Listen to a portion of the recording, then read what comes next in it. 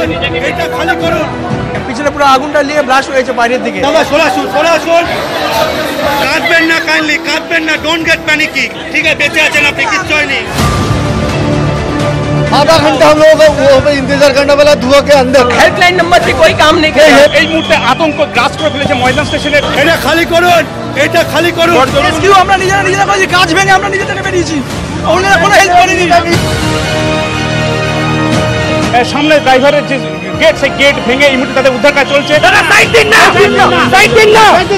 এই মুহূর্তে পুরো টানেল জুড়ে, সুড়ঙ্গ জুড়ে কার্যত আতঙ্কের চেহারা। অনেকে অসুস্থ হয়ে পড়েছে, তাদেরকে উদ্ধার করার কাজ চলছে।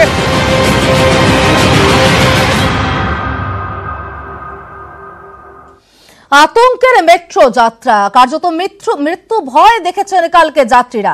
কিন্তু এই যে দুর্ঘটনা, সেই দুর্ঘটনা কিন্তু একটি চাঞ্চল্যকর তথ্য উঠে আসছে।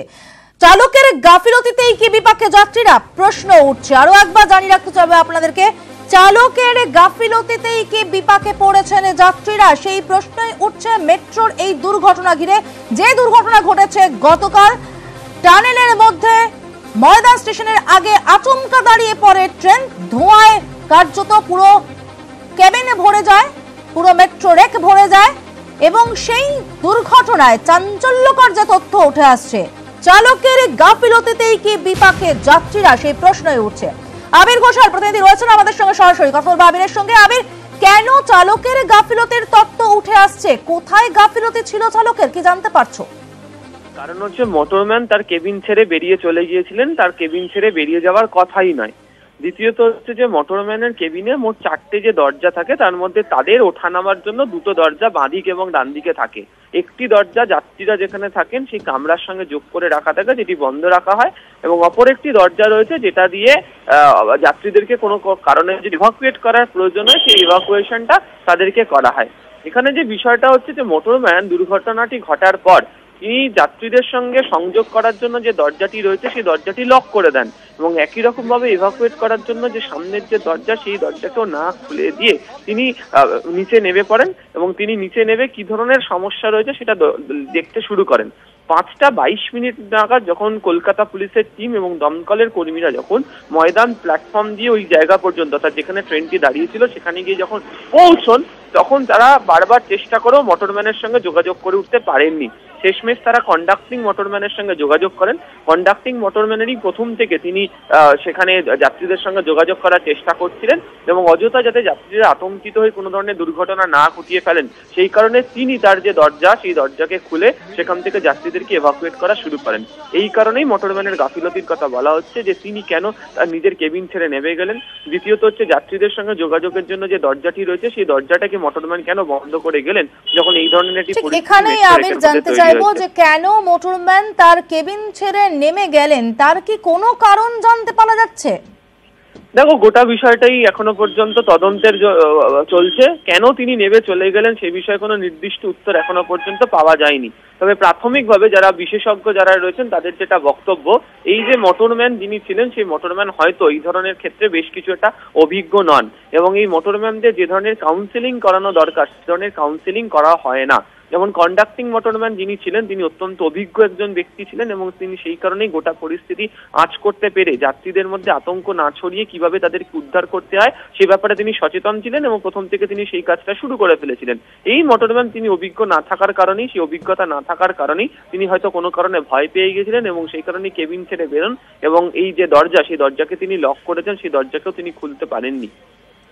একেবারে আবির, তুমি আমাদের সঙ্গে থাকো। আমরা যে ছবি আপনাদেরকে দেখাচ্ছি এটা গ্রাফিক্যাল প্রেজেন্টেশনের মাধ্যমে আপনাদের বোঝাবার চেষ্টা করছি যে কোথা দিয়ে উদ্ধার কাজ চলে। এই দরজাটি চালকের কেবিনে যাওয়ার দরজা, এবং এই দরজাটি ট্রেনের সামনের দরজা, মেট্রো রেকের সামনের দরজা, যে দরজা দিয়েই বের করে নিয়ে আসা হয় যাত্রীদের। অর্থাৎ কেবিনে ঢোকার যে দরজাটি ছিল যাত্রীদেরকে সেই দরজা দিয়ে ঢুকিয়ে মেট্রোর সামনের এই দরজা দিয়ে বের করে আনার কথা, উদ্ধার কাজ অন্তত সেভাবেই হওয়ার কথা। ঠিক সেটাই কি হয়েছিল নাকি হয়নি? দুটোই দরজা কি বন্ধ ছিল? আমরা কথা বলেছিলাম আমাদের এক যাত্রীর সঙ্গে, শুভঙ্কর বিশ্বাস, তিনি কি বলেছেন, তার অভিজ্ঞতা ঠিক কি হয়েছিল এই মুহূর্তে আমরা শুনবো। কিন্তু এই দুর্ঘটনা হওয়ার পরেও সেই দরজাটা বন্ধই ছিল। তো আমরা যখন ভিতরে প্রচন্ড ছোটাছুটি করছি দরজাটা আগাগোড়া বন্ধই ছিল। চারিদিকে প্রচন্ড অন্ধকার হয়ে যায়, এরকম অন্তত 15 থেকে 20 মিনিট চলার পরে বাইরে আমরা যখন বুঝতে পারি যে বাইরে লোকজনের ইতিমধ্যে কয়েকটা জানলা ভাঙা হয়ে গেছে। তো আমরা আমাদের যখন ইভাকুয়েট করে ওখান থেকে, আমি ব্যক্তিগতভাবে ড্রাইভার যে সিটে বসে থাকেন সেখানে যে পার দিয়ে ছোট দরজা থাকে, ওই দরজার মুখটাতে এসে আমার আগে বেশ কয়েকজন 8-10 জন মতো রেস্কিউ হয়েছিলেন। তো ওখানে এসে দমকলের কাউকে আমি দেখেছিলাম, কলকাতা পুলিশের কয়েকজন কর্মী ছিলেন, তাদের কাঁধে ভর দিয়ে আমরা ওই ড্রাইভারের সিট থেকে ওইখান দিয়ে নামি। মানে নামার মতো সুস্থভাবে নামার মতো কোনো ব্যবস্থা ছিল না, তাদের কাঁধে ভর দিয়ে আমাদের নামতে হচ্ছিল। আচ্ছা, আপনি যখন নামেন তখন কি চালককে দেখতে পেয়েছিলেন? না, রেলের কাউকে মনে হয় ওখানে রেলের আমাদের রেস্কিউ করার সময় ওখানে পুলিশ ছাড়া আর কাউকে দেখিনি। পুলিশের কয়েকজন ছিলেন, এটা আমরা দেখেছি। আমরা নেমেছি, ড্রাইভার যে দরজা দিয়ে উঠে ট্রেনটা চালান, রেলটা, ওই দরজা দিয়ে নেমেছি আমরা। বেশ কিছু লোক জানলা দিয়েও নামতে দেখেছি আমি যখন ওখান থেকে ড্রাইভার দরজা দিয়ে বার হই তখন কোনো ময়ের ব্যবস্থা ওখানে ছিল না। আমি কলকাতা পুলিশের একজন কর্মীর কাঁধে ভর দিয়ে ওখান থেকে আমি লাফ মেরে নামি। ময়দান প্ল্যাটফর্মের দিকে যে দরজাটা থাকে, ড্রাইভার যে দরজা দিয়ে ঢোকেন ড্রাইভারের চেম্বারে, অর্থাৎ মেট্রোর ডান দিকে যে দরজা থাকে ড্রাইভারের কেবিনের যে দরজা, ওই দরজা দিয়ে আমরা নামি। অর্থাৎ শুভঙ্কর বাবুর বক্তব্য থেকে খুব পরিষ্কার যে তারা পাশের দরজা দিয়ে নেমেছেন, সামনের দরজা বন্ধ ছিল, কেবিনে যাওয়ার দরজা প্রথমে বন্ধ ছিল এবং পরে যখন সেই দরজাও খোলা পাওয়া গেল, সামনের দরজা কিন্তু বন্ধ ছিল, পাশের দরজা দিয়ে নামতে হয় যাত্রীদের। আমাদের সঙ্গে এই মুহূর্তে সরাসরি রয়েছেন প্রাক্তন রেলকর্তা শুভাশিস গঙ্গোপাধ্যায়, তার সঙ্গে কথা বলবো। শুভাশিস বাবু, আপনাকে স্বাগত নিউজ 18 বাংলায়। পাতালে টানেলের মধ্যে কোনো মেট্রো দুর্ঘটনায় পড়লে উদ্ধার কাজের আসল নিয়মটা কি?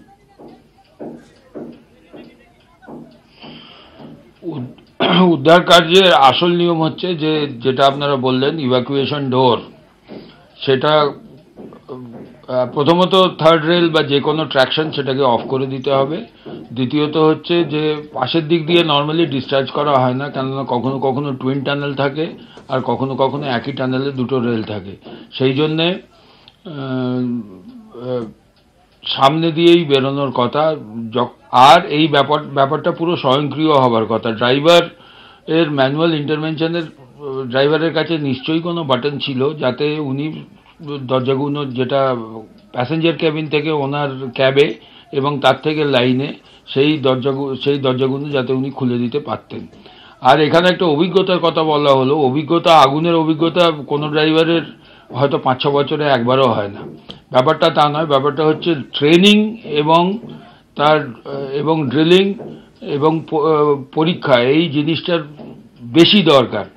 ড্রাইভার কেন করেছিল বলা মুশকিল যতক্ষণ না তদন্ত হচ্ছে, কিন্তু ড্রাইভার যে কাজটা ওর অটোমেটিক্যালি মেশিনের মতন করার কথা সেই কাজ সে করেনি, সে তার নিজের সমস্যায় বোধহয় বেশি ব্যস্ত ছিল। এটা কিন্তু মেট্রো ম্যানেজমেন্টকে দেখতে হবে। এখানে থেকে সুভাষিস বাবু জানতে চাইবো, আপনি যেরকমটা বলছিলেন যে ইভাকুয়েশনের জন্য ঠিক সামনের দরজাটা খুলে যাওয়ার কথা, কেবিনের দরজাটা খুলে যাওয়ার কথা, সবটাই স্বয়ংক্রিয় হওয়ার কথা। এই ক্ষেত্রে এই ঘটনায় যাত্রীদের যে অভিজ্ঞতার কথা আমরা শুনছি বা যা এখনো পর্যন্ত তথ্য উঠে আসছে, তার নিরিখে কোথায় কোথায় গাফিলতি হয়েছিল বলে আপনি মনে করছেন? প্রথমত, যে ফায়ার যখন ডিক্লেয়ার হয়েছে বা ফায়ার যখন দেখা হয়েছে, তখন স্মোক ইভাকুয়েশনের জন্য যে ভেন্টিলেশন ফ্যানগুলো আছে সেগুলো টানেলের ভেতরে সেগুলো চলেনি কেন, নাম্বার 1, তাহলে একটু টাইম পাওয়া যেত। নাম্বার 2 হচ্ছে যে এনএফপিএস স্ট্যান্ডার্ড অনুযায়ী 4 মিনিটের মধ্যে ইভাকুয়েশন হয়ে যাবার কথা, এখন 4 মিনিটের মধ্যে ইভাকুয়েশন হয়নি, সেটা কেন? দরজা খোলেনি, সেটা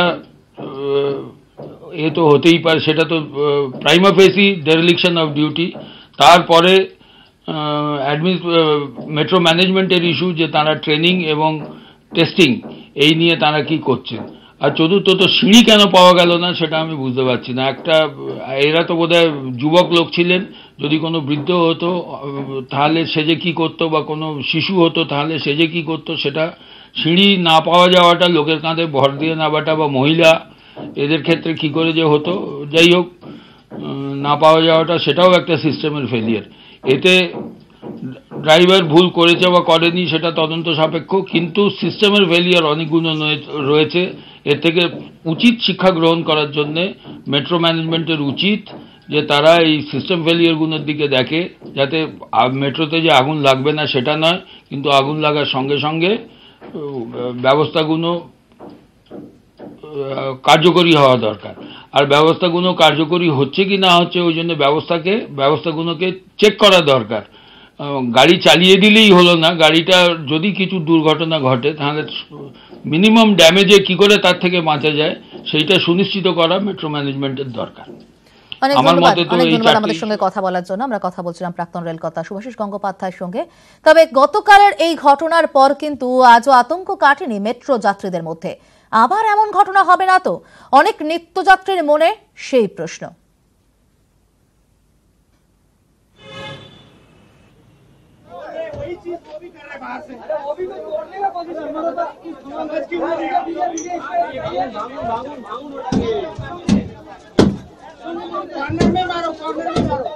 আমরা আতঙ্কিত সবসময় যে আমরা ঠিকমতো পৌঁছাতে পারছি কি না সেটাই আমাদের মধ্যে সবসময় ভাবনা চিন্তা। এই যে বোধহয় মাঝপথে বন্ধ হয়ে গেল, এই বোধহয় কেউ সুইসাইড করলো, আমরা ঠিকমতো অফিসে পৌঁছাতে পারলাম কি না, সেইখানে প্রবলেম হয়ে যাচ্ছে। যে কোনো সময় এই জিনিসটা ঘটছেই। এখানে যেটা হয়েছে ইটস ভেরি ওয়ারিং ডেফিনেটলি। মানে যে মানে যখন আমরা ট্রাভেল করছি, আমার পক্ষে বলা খুব সোজা, কিন্তু যারা ট্রাভেল করছেন তাদের পক্ষে তো খুব মানে আতঙ্কের বিষয়।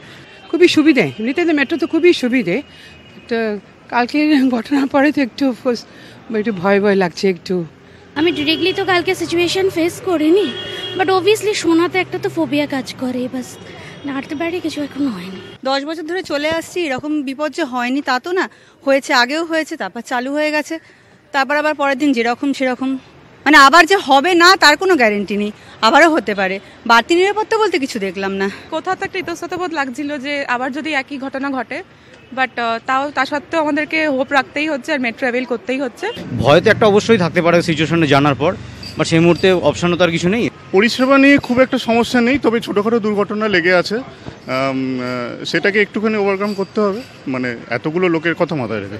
মানে মনে একটা ভয় তো থাকেই, কিন্তু বেশি ভয় থাকে না, কেন এরকম ঘটনা 2-1বার আগেও ঘটেছে, এই জন্য সেরকম কোনো ভয়ের ব্যাপার থাকে না। এখানে চড়তে তো হবেই, আতঙ্ক তো আছেই, অল্প আতঙ্ক তো আছে, উপায় নেই।